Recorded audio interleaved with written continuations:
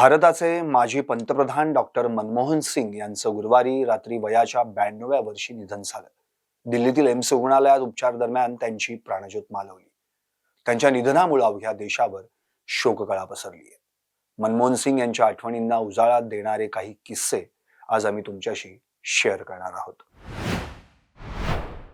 अर्थशास्त्रज्ञ असलेले मनमोहन सिंग राजकारणात कसे आले याबाबतचा हा किस्सा.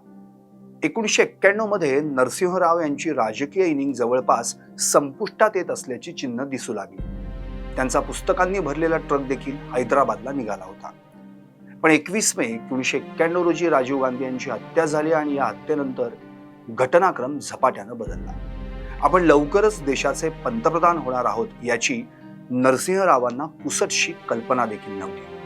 पुढे पंतप्रधान झालेल्या याच नरसिंहरावांनी डॉक्टर मनमोहन सिंग यांचा शोध लावला असं म्हणायला हरकत नाही.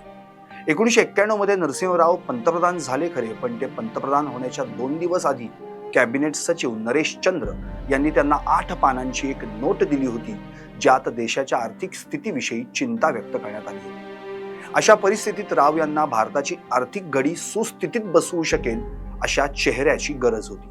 त्यांनी याबाबत त्यांचे त्यावेळचे सल्लागार PC अलेक्झांडर यांना विचारणा केली.